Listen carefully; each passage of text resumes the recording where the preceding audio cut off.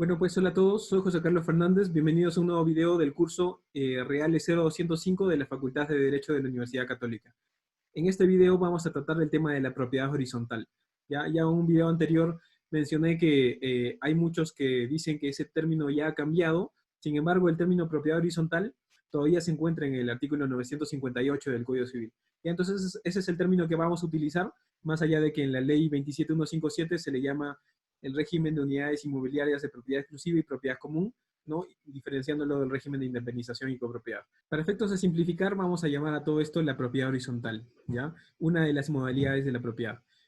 ¿A dónde va a aplicar la propiedad horizontal? Va a aplicar a casos como los siguientes, ¿ya? Va a aplicar, por ejemplo, a las quintas y callejones, ¿no? Estos lugares donde hay un espacio de entrada común, ¿no? Y las casas o las viviendas privadas que corresponden a cada familia, ¿no? De esto se puede encontrar en el centro de Lima, ¿no? Por ejemplo, en barrios altos, pero también hay en distritos como Surquillo, como Miraflores, ¿no? Como Surco, ¿ya? Entonces, esto es una situación que ya va mostrando algunas de las características que vamos a hablar, que es que hay un espacio común y espacios individuales, ¿ya? Otro caso donde esto se va a aplicar es el caso de los condominios, por ejemplo, los condominios de playa, condominios de campo, ¿no? O condominios que incluso se encuentran dentro de la ciudad, donde también va a haber lo mismo, propiedades individuales y algunos espacios comunes que ellos comparten, que bien pueden ser los accesos, ¿no? Alguna piscina, ¿no? O un estacionamiento, ¿ya? También un ejemplo de esto son los condominios que se encuentran a lo largo de la ciudad o en zonas periféricas. Otro ejemplo donde esto aplica ya es situaciones donde no necesariamente estamos ante vivienda. Por ejemplo, las galerías, los centros comerciales y los mercados. Este es un gráfico que lo he tomado de un arquitecto, Flavio Vila, que hizo un análisis respecto del mercado central, ¿no? Este mercado que ya tiene cierta antigüedad en el centro de Lima, que se encuentra entre el Jirón Ucayali y el Jirón Guayaga, ¿no? Cerca, por acá está la calle Capón, ¿ya?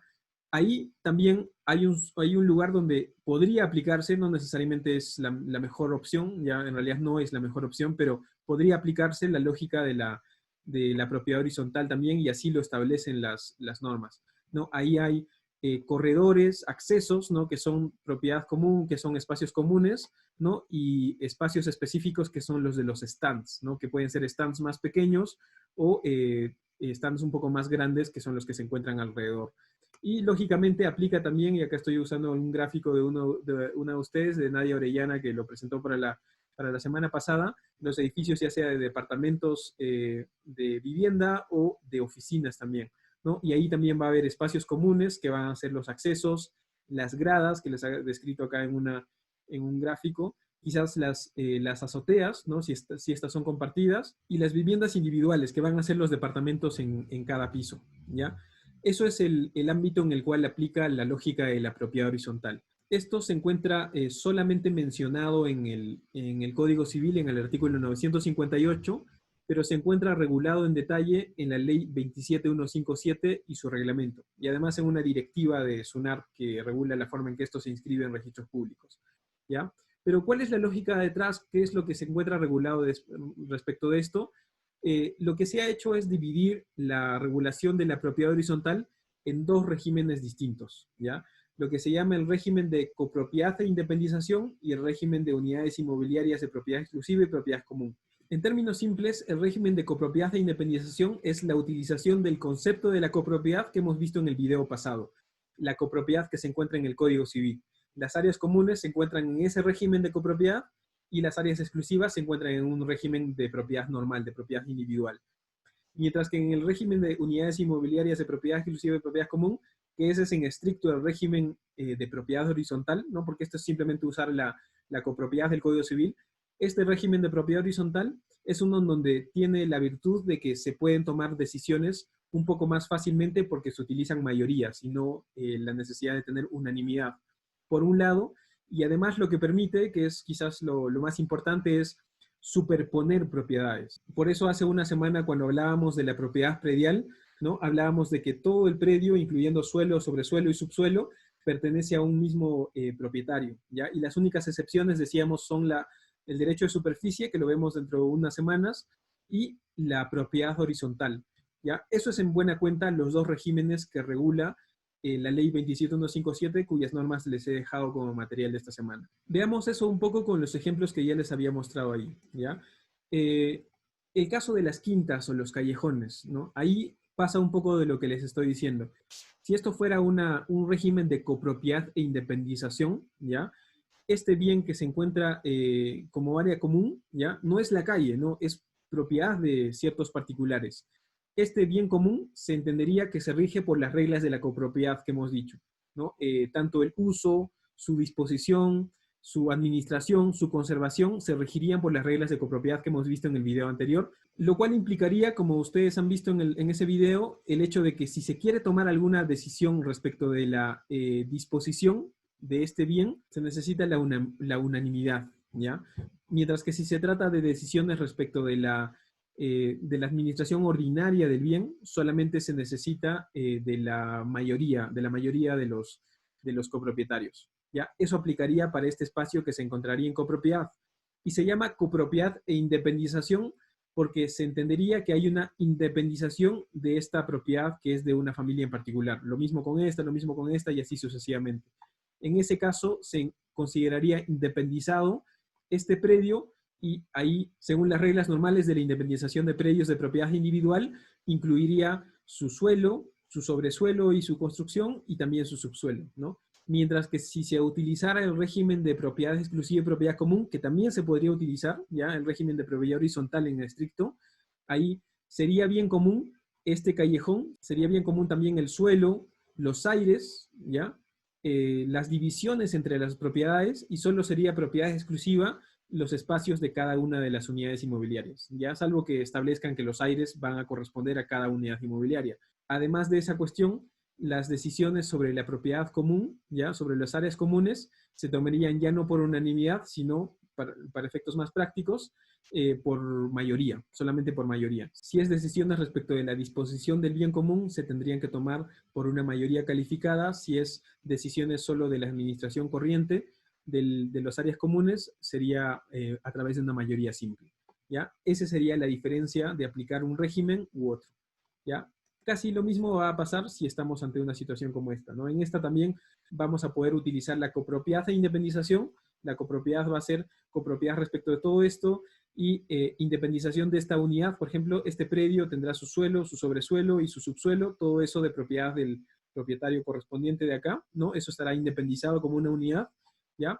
Y si es propiedad exclusiva y propiedad común, ahí el área común será todo esto, pero también el área común incluirá el subsuelo, ¿no? Los terrenos, ¿no? Los aires, ¿no? Y solo será propiedad exclusiva los espacios específicos en los cuales se encuentran las edificaciones de propiedad individual. También aplicaría para los mercados, galerías y centros comerciales la misma lógica que les digo. Aquí también pueden aplicar el régimen de copropiedad e independización o el régimen de unidades inmobiliarias de propiedad exclusiva y propiedad común. En este caso ya va apareciendo la distinción importante que existe entre el régimen de copropiedad e independización y el régimen de propiedad exclusiva y propiedad común. Si, por ejemplo, ya no se trata de todo organizado de una manera horizontal, donde en un plano podríamos dividir qué parte es común, qué parte es individual, si no vemos cuestiones como esta, donde ya se encuentran algunas galerías o algunas tiendas unas encima de otras, ¿no? O hay más de un piso, ahí ya no se puede utilizar el régimen de copropiedad e independización, sino cuando hay superposición de propiedades, ahí necesariamente se tiene que utilizar el régimen de propiedad exclusiva y propiedad común, el régimen en estricto de la propiedad horizontal, ¿ya? Eso lo voy a graficar justo con algunos de las tareas, de los controles que ustedes hicieron para el control 5. Este es el gráfico de Nadia, ¿ya? Ahí justamente se ve eso. Cuando hay un departamento encima de otro, lo que aparece acá, un departamento encima de otro, en esos casos ya no se puede utilizar la copropiedad e independización, ¿no? ¿Y cuál es la lógica? Que en la independización, en ese régimen, uno tiene una propiedad con respecto a su sobresuelo y a su subsuelo. Eso no va a suceder acá. Acá la propiedad exclusiva y propiedad común hace que un propietario tenga, por decir, el propietario del departamento 401, su límite de propiedad horizontalmente son quizás los linderos de la propiedad, incluso ni siquiera todos los linderos, sino solamente hasta donde llegan las gradas, ¿ya? Pero sus límites verticales son el departamento de arriba, entonces solamente llega hasta el techo, y el departamento de abajo, que es el piso de su departamento, ¿ya? En esos casos solamente aplica ese régimen de propiedad exclusiva y propiedad común, no se puede utilizar el otro régimen. Y acá también hay un gráfico muy bueno que hizo John Zárate respecto de un edificio, ¿no? En el edificio que aparece acá en el gráfico, uno tiene un departamento que se encuentra ahí, ¿no? Ese departamento graficado en ese color azul es lo que uno tiene en propiedad, ¿no? Entonces es una propiedad que es una suerte de cubo, no es exactamente un cubo, ¿no? Pero, porque no es una forma tan regular, pero es un espacio específico el que uno tiene en propiedad horizontal, ya en propiedad exclusiva y propiedad común. Ya en ese caso, la propiedad exclusiva es ese departamento y las áreas comunes serán la entrada, las gradas, el ascensor, la azotea, etc. ¿Ya? Pero eso es importante porque lo que teníamos como propiedad predial inicialmente en nuestro esquema, que implicaba que este suelo se extiende hacia arriba y hacia abajo, en este caso se ha compartimentado, se ha partido de esta manera, como bien lo ha graficado ahí John. Y ustedes mismos, si ustedes se encuentran en un departamento, basta con que miren a su alrededor. Ustedes se encuentran en un cubo de espacio, en un espacio específico donde tienen un límite ahí arriba en el techo y un límite en el piso. ¿Ya? Ese espacio que ustedes tienen, eso es lo que en ese régimen, cuando se trata de un edificio de departamentos, se trata de la propiedad exclusiva. Pero cuando abren la puerta de su departamento, ¿no? Y salen de la puerta y van al pasillo, ahí en ese pasillo están ya en las áreas comunes, ¿no? Cuando usan el ascensor para bajar, también están en las áreas comunes, ¿ya? Normalmente ahí se trata de propiedad exclusiva de los departamentos, pero también son propiedad exclusiva de los estacionamientos, ¿no? Pero en la parte que pasan los carros para llegar al estacionamiento, eso es normalmente propiedad común. Entonces, ese es un régimen muy importante porque ese es un régimen muy cotidiano, muy frecuentemente utilizado. Entonces, para hacer una suerte de resumen o de comparativo entre los dos regímenes de propiedad, tendríamos lo siguiente, entre el régimen de copropiedad e independización y el régimen de propiedades exclusiva y propiedad común. En principio, una diferencia que habría entre esos dos regímenes sería que en el régimen de propiedad exclusiva y propiedad común, ¿no? En un edificio, no se podría utilizar la partición, porque como ustedes imaginarán, no se podría pedir la partición de las áreas comunes, de los ascensores, de los accesos, de los pasillos, etc. ¿Ya? Sin embargo, si bien en el régimen de copropiedad e independización, en principio la partición aplicaría, hay un artículo específico de una ley que es la 27333 que establece que para predios que están sujetos al régimen de independización y copropiedad, ya tampoco aplica la partición. Lo que sí es una diferencia entre los dos regímenes es el tema del reglamento interno y la junta de propietarios. ¿Ya? En el caso de la propiedad exclusiva y propiedad común, en esos casos sí es necesario, es obligatorio tener un reglamento interno y también es obligatorio tener una junta de propietarios. Eso, si bien es obligatorio en el caso del régimen de propiedad exclusiva y propiedad común, eso no es obligatorio en el caso de la copropiedad e independización.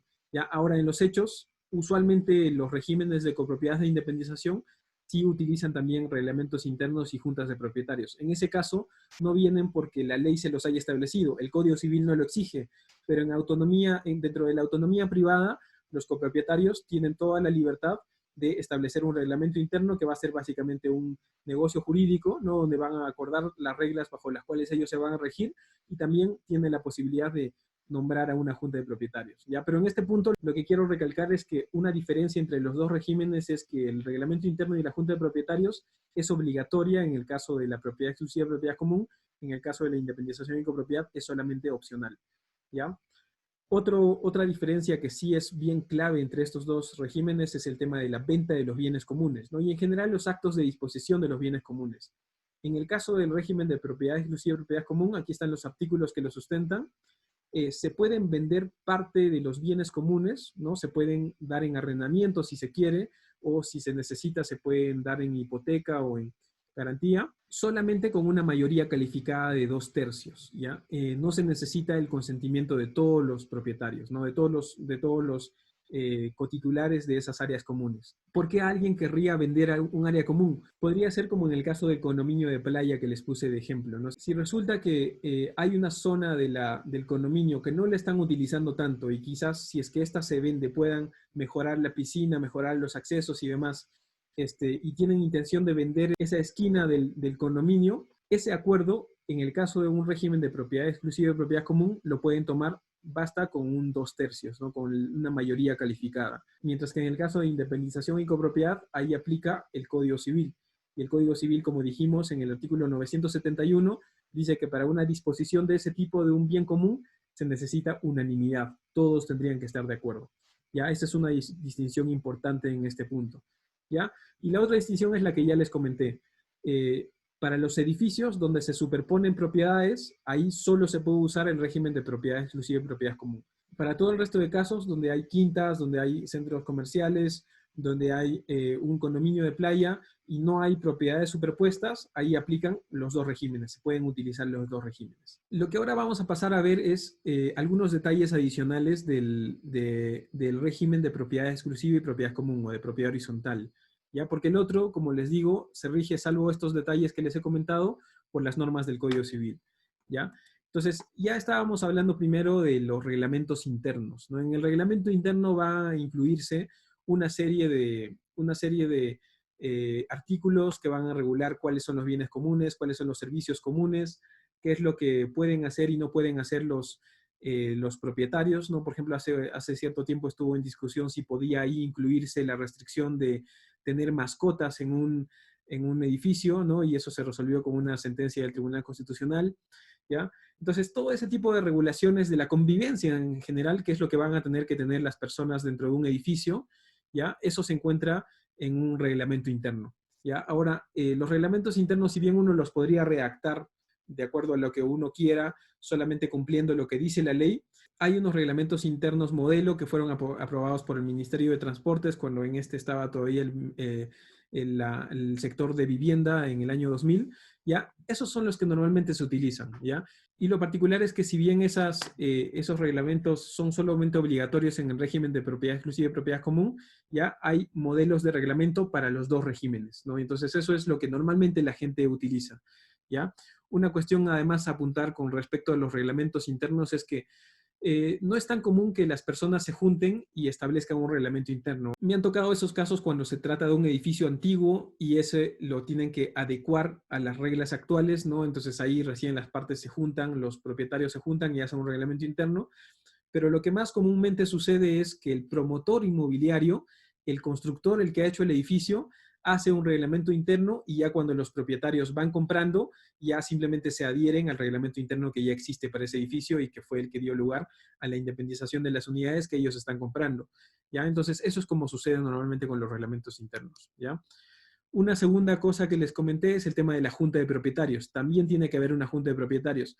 ¿Qué es la junta de propietarios? Es básicamente la reunión de todos los propietarios de las áreas exclusivas que tienen su correspondiente porcentaje en las áreas comunes. Cuando uno compra o vende un departamento en un edificio, ya uno lo que compra es en realidad dos cosas. Uno compra su sección individual, ¿no? Su espacio exclusivo de su departamento, pero también un porcentaje de participación en las áreas comunes, ¿ya? Un porcentaje de participación en las áreas comunes que normalmente va a ser por el área ocupada, por el área del departamento. Eso es lo que además te da un derecho político, que es la posibilidad de votar en la junta de propietarios. La junta de propietarios es algo como esto, normalmente se juntan en un área común del edificio y ahí toman las decisiones respecto de las áreas comunes, ¿no? De lo que concierne al manejo, a la administración de todo el edificio, ¿ya? Y ahí usualmente habrá un propietario que va a ser nombrado el presidente de la junta de propietarios, ¿ya? Y una cuestión que hacer hincapié en este punto es que una junta de propietarios, a diferencia de quizás otros países,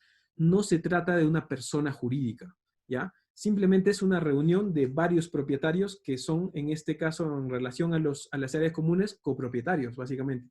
Copropietarios, pero bajo un régimen especial, ¿ya? Entonces, no se trata de una persona jurídica. Entonces, cuando, por ejemplo, ellos contratan a un portero, a una seguridad, contratan los propietarios, digamos, a título personal, en conjunto con este portero, con esta empresa de administración. Así es como funciona esto. Ahora, lo que dice la ley es que ese conjunto de propietarios, ¿no? Son representados por un supuesto de representación legal por el presidente de la Junta de Propietarios, ¿no? De modo que sea él el que haga los trámites cuando haya que inscribir algo en registros públicos o hacer un trámite notarial. El presidente tiene la representación de este conjunto de propietarios. Este, por cierto, es un espacio en el que hay muchas controversias, muchas cuestiones cotidianas. Es una de las cosas por las cuales en el derecho inmobiliario se generan un montón de casos, porque como se imaginarán, la convivencia entre muchas personas, y esto es, digamos, quizás lo que aparece en la foto será un edificio de, no sé, 15 pisos o 10 pisos, ¿no? Pero imagínense cuando son condominios donde hay varias torres, donde cada torre tiene su reglamento y hay un reglamento en común para todo el condominio, ¿ya? Ahí se generan una serie de complicaciones. Para esto incluso hay empresas que se dedican a hacer la administración inmobiliaria, ¿ya? Que son los que se encargan de hacer el cobro de cuotas, los que se encargan de contratar al personal de seguridad, ¿no? Y a ellos se les encarga y ya no son los propios propietarios los que hacen la administración del edificio. El caso de los propietarios morosos es justamente uno de esos ejemplos en donde se producen algunos problemas. ¿Qué pasa si uno de los propietarios de las secciones exclusivas no colabora con su cuota mensual para el mantenimiento del edificio, ¿no? Ahí, ¿qué se puede hacer? Se le puede cortar el agua, se le puede cortar la luz, ¿no? En principio ese tipo de cosas no se pueden hacer. El remedio que da la ley 27157 para esto es que los recibos de las cuotas que cada propietario está obligado a pagar tienen mérito ejecutivo. En otras palabras, se pueden llevar a un proceso ejecutivo en el Poder Judicial a través de un proceso bien rápido para cobrarles y eventualmente embargarles su propiedad si es lo necesario. Eso es un poco la dinámica que funciona ahí.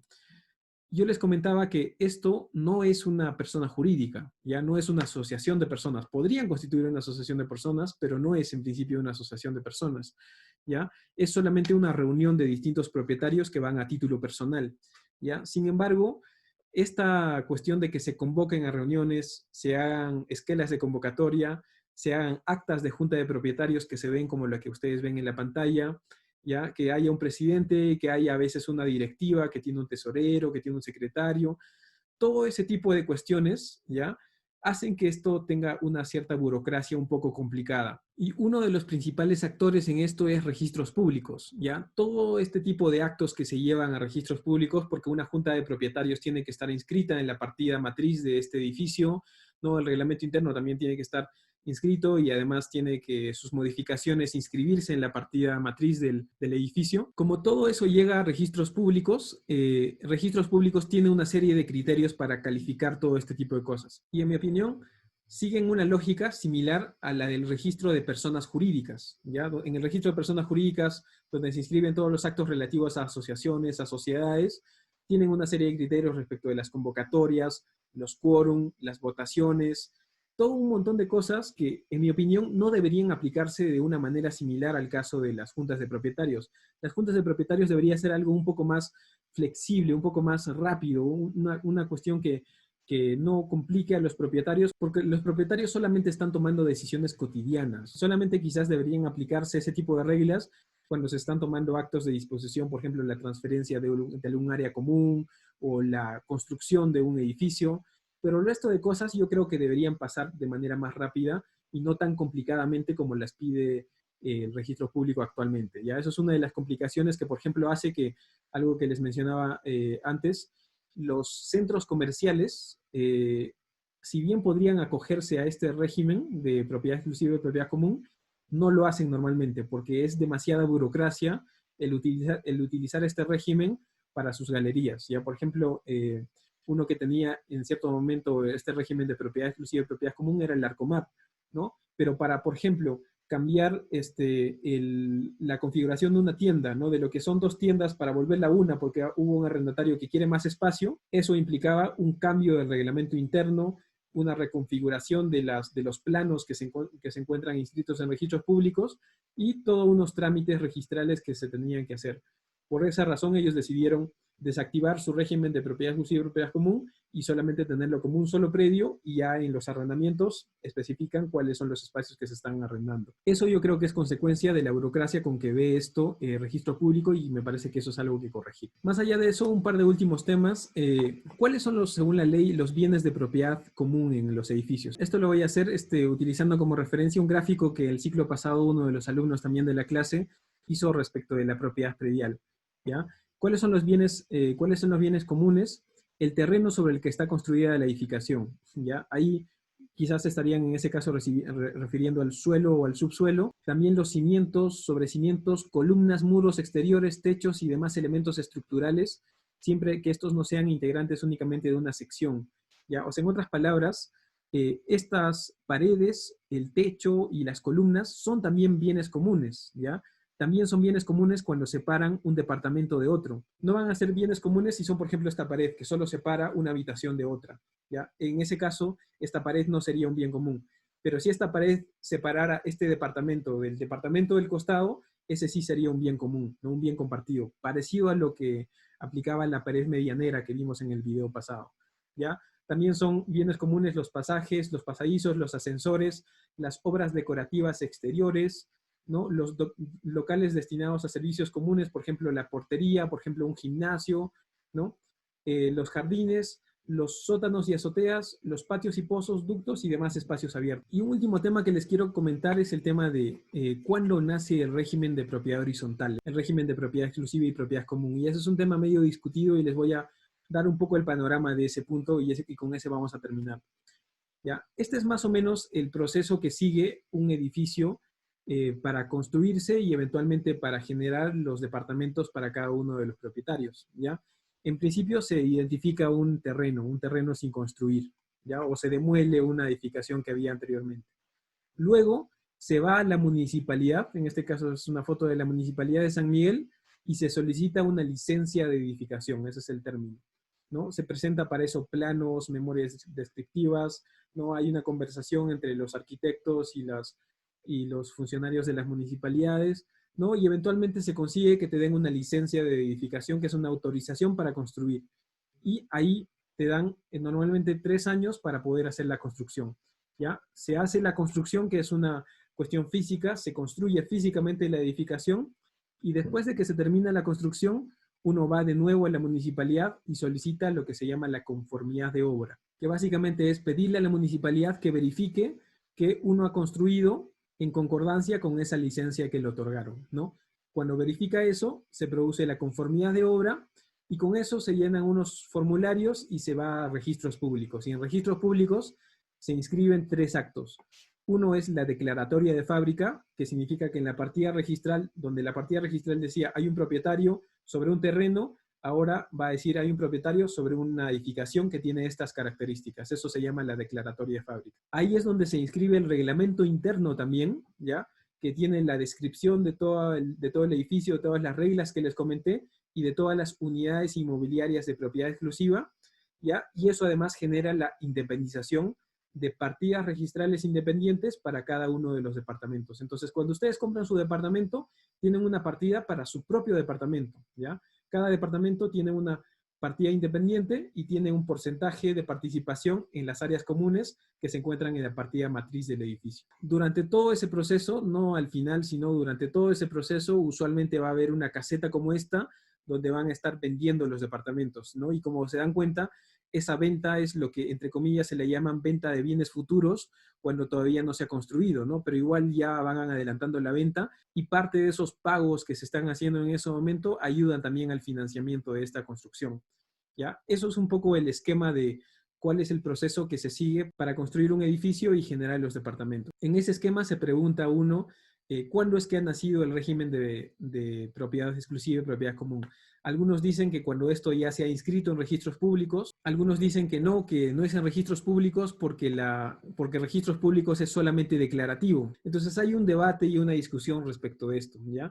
Lo que me parece importante precisar ahí es el tema de que, como les dije, cuando hablamos de un departamento, hablamos de un espacio específico donde las personas hacen sus actividades. Por ejemplo, este departamento en el que me encuentro es un espacio específico en el cual yo me siento sentado, hablando, usando la laptop, etc. ¿Ya? La pregunta es, ¿este departamento en esta parte del proceso era un bien futuro o no? ¿Ya? Normalmente se dice que es un bien futuro, ¿ya? Porque todavía no se ha construido el edificio. ¿Ya? Eso es una cosa bien discutible y es parte de una discusión doctrinaria, porque ¿cómo decir que este espacio es un bien futuro si este espacio se encontraba aquí antes de construirse la edificación? Entonces, ¿era un bien futuro o no era un bien futuro? En realidad es difícil decir que se trata de un bien futuro porque el bien se encontraba ahí, el espacio ya se encontraba ahí. Lo que sí se necesita es hacer la delimitación en los planos y en los documentos del departamento sobre hasta dónde llega hacia arriba, hasta dónde llega hacia abajo y hacia los lados, ¿ya? Y eso es en realidad no un documento que se hace en registros públicos, sino eso es algo que existe de manera previa, ¿no? Incluso podríamos decir que sin antes construir, un propietario ya ha decidido subdividir, así como subdividiría un terreno, también ha decidido subdividir su espacio en la forma de una propiedad horizontal, con propiedades superpuestas, ¿no? Sin necesidad de construir nada, ¿ya? Todo eso es un tema de discusión que se encuentra actualmente en materia de debate. Ya hay un artículo respecto de eso que ustedes tienen en los materiales, pero todo eso no es una discusión solamente doctrinal, porque hay una cuestión importante que se encuentra acá, que es la siguiente. Una forma de financiamiento de todo este tipo de proyectos es a través de hipotecas, hipotecar los bienes inmuebles que se van a generar en este tipo de proyectos, ¿ya? Y lo que dice el Código Civil, y lo vamos a ver más adelante, es que las hipotecas no se pueden hacer sobre bienes futuros. Entonces, decir que un departamento como este es un bien futuro porque todavía no se ha construido, ¿ya? Hace que no se pueda dar en hipoteca ese bien. Mientras que quien pueda sustentar que hay algún tipo de bien presente ahí, que todavía no se ha terminado la construcción, pero el espacio que se encuentra ahí ya es un bien presente y ya se ha delimitado con los documentos suficientes, ya le permitiría sustentar ahí que hay una hipoteca de bien presente y desde ese momento se puede utilizar la hipoteca para financiar un proyecto inmobiliario como este. Entonces, eso es un último tema que les quería apuntar. Ya, entonces, lo dejamos ahí y nos vemos en un siguiente video. Ya, adiós.